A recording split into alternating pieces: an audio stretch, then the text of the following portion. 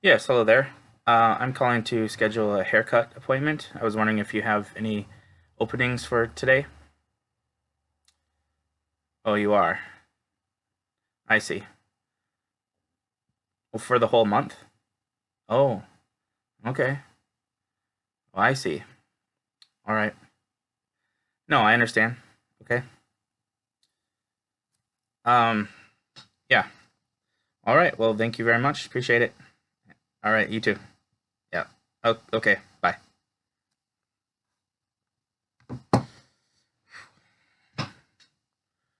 Oh, hello there. Welcome to our next installment of Something Like a Sermon. And just to reiterate, what I'm trying to do here is not to preach a sermon, but to do something like a sermon. Something like a sermon means that I want to present a collection or a clump of ideas, as I call it, that I would have um, come with into the pulpit and preached on if we were all in the same room in the same place. But rather than do that, I just want to give you the clump of ideas so that you can have them, and hopefully that sermon that would have been will instead take form, take shape in your own heart, in your own house, as you ponder, as you discuss these ideas today. All right, so we're going to jump into it. Today we're going to be in John chapter 20. John chapter 20, and I hope that you will have read through the text already. So this will assume that you've read the entire chapter, John chapter 20, and we'll start in here now.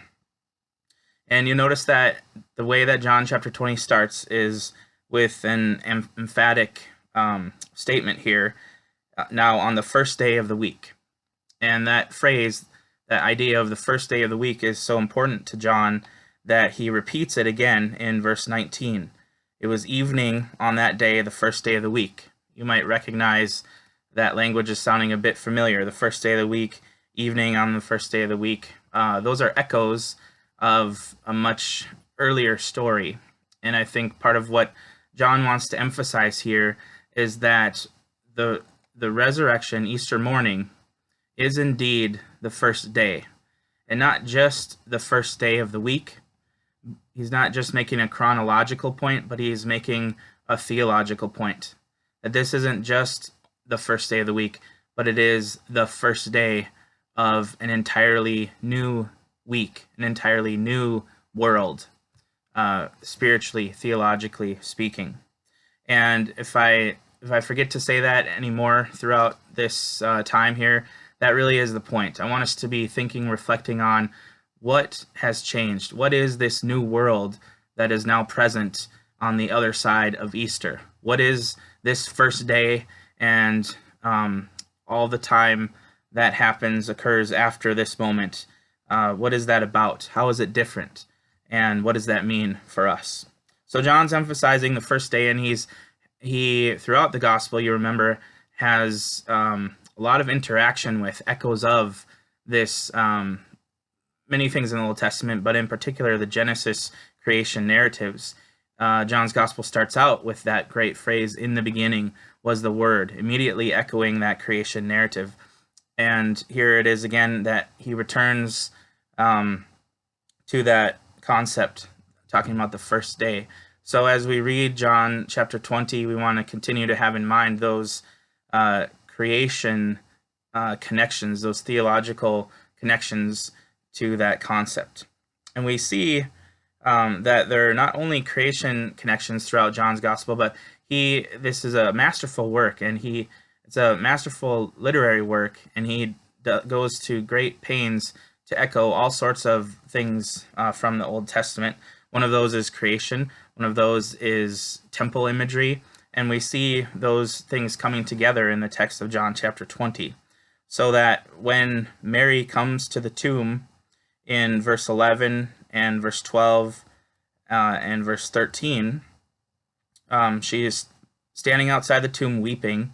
And then as she wept, she stoops and looks into the tomb. It's depicted with this maybe tabernacle or temple imagery. It's sort of like she's looking into a sacred space, and we might have in mind the the Holy of Holies there.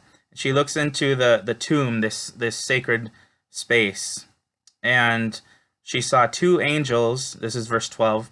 Two angels in white sitting, one at the head and one at the feet, where the body of Jesus had been lying. And they said to her, "Woman, why are you weeping?" And she said, "Because they have taken away my Lord, and I don't know where they have laid him." So obviously she's concerned because she is coming to the tomb and doesn't find the body of Jesus there. She's already reported on this to the other disciples, but now she is there again, and she still has the same concern. So there's two angels sitting, and I think what's being depicted here is maybe some sort of stone shelf or trough that would have been common in that time, where a body would have been laid in burial wrappings. And what she sees is this shelf and then an angel sitting on either end of it. And when we think about John and his temple imagery, we might have in mind a very important image from the Old Testament, from the tabernacle and the temple, and that, of course, is the Ark of the Covenant. And there's some New Testament scholarship that suggests that John is, in fact, trying to echo that very image of the Ark of the Covenant. Now, there's a lot of things to discuss here. I don't want to get off into the weeds too much. Of course, one of the things to think about here is that John is using angels, which are slightly different, and we might want to make a distinction between what is an angel and what is what the Old Testament calls a cherub, which would have been the two entities on either end of the Ark of the Covenant. And cherub probably is something more in terms of a griffin or some sort of hybrid animal. We see various depictions of that every once in a while throughout the New Testament. Of course, the original cherub image is at the Garden of Eden in Genesis chapter 3. The two cherubs there that stand guard, restricting entrance into the garden presence area of God. And those cherubim throughout the Old Testament, at the very least, have a strong connection to the very presence of God, and demark the area of God's presence and God's holiness and that sort of thing.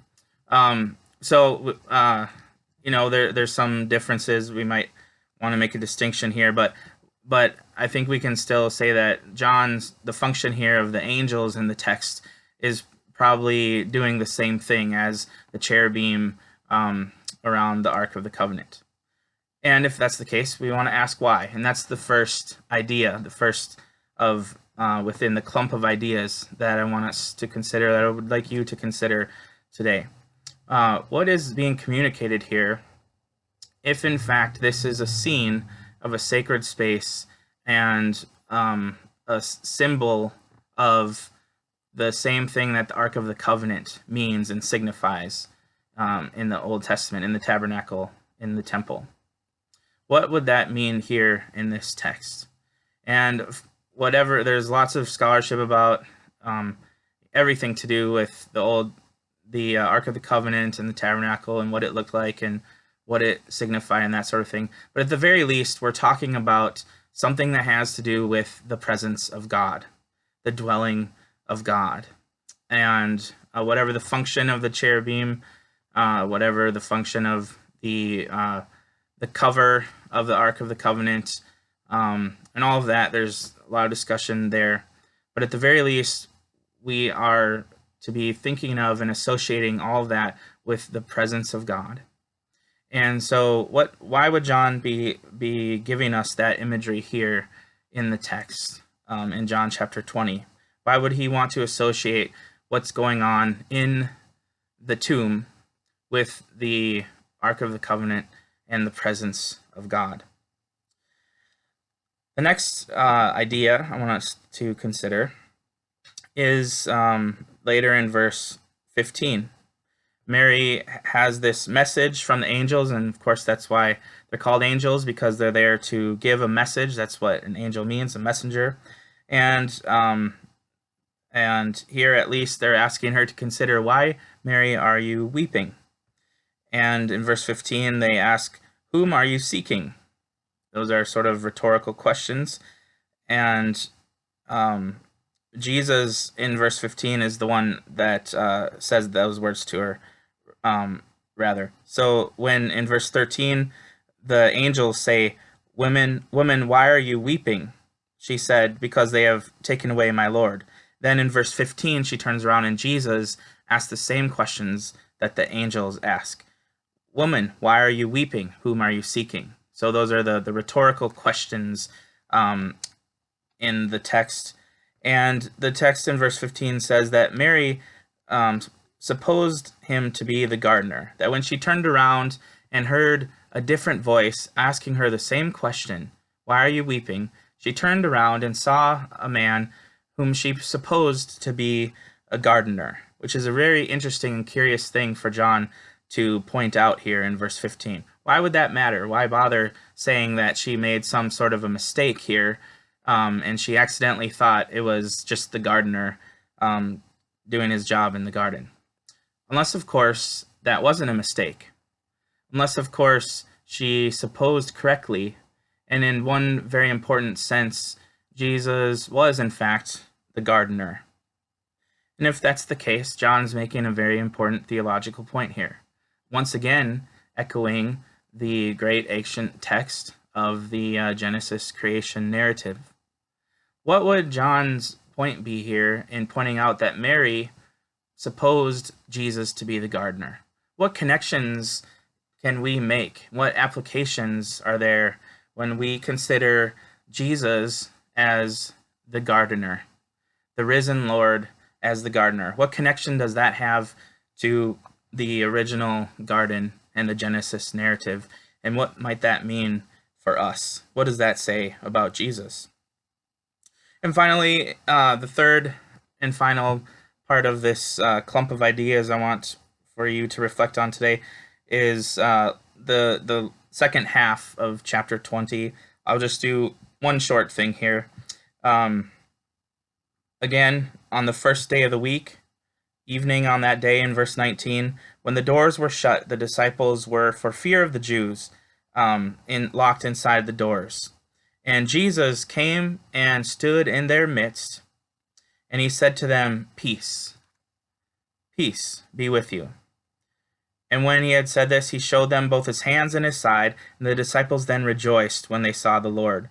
So Jesus said to them again, peace be with you. As the Father has sent me, I also send you. And when he said this, he breathed on them and said to them, receive the Holy Spirit.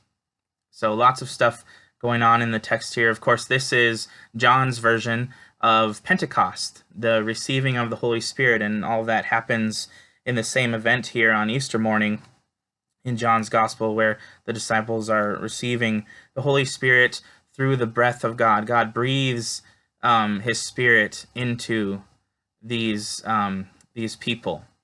Again, strong echoes of what happens in the original garden story, the original creation narratives in Genesis chapter 1. And of course, the goal in that creation sequence in Genesis chapter 1 is that seventh day of shalom, that seventh day of peace, where all is good and all is well. And that's precisely the imagery that John intends to communicate here. And so there's this connection between what the disciples are originally experiencing, emphasized in the text here as fear. There's this interplay between fear and peace. And there's a connection with the Holy Spirit that Jesus gives to his disciples. Now, fear and peace are, of course, popular topics at this point, popular topics lately, and for good reason. And I want to ask, what role does fear play in your life right now? What what role does peace play? What is the connection between the peace of God and the Holy Spirit? And how does that manifest itself in our lives as Christians? And I think that's a very important message to ponder, to reflect on, to discuss in your households. And that is ultimately connected with the final point being made here in the text in John chapter 20, which is that of faith. And if you continue reading the narrative and see the rest of the story here, we see that part of the agenda of John's gospel here is in verse 31. These things have been written so that you may believe that Jesus is the Christ, the Son of God, and that by believing you might have life in his name. So there's a connection here between a narrative of fear, a narrative of peace, and there's a connection between all of that and the Holy Spirit and about faith, about believing. How are those things worked out and manifests in your life, in my life? I think those are important things to reflect on. And ultimately, we want to be thinking of what it means that we live in a new world, in a new age, the first day. What is that first day? What does it mean to be living in that day?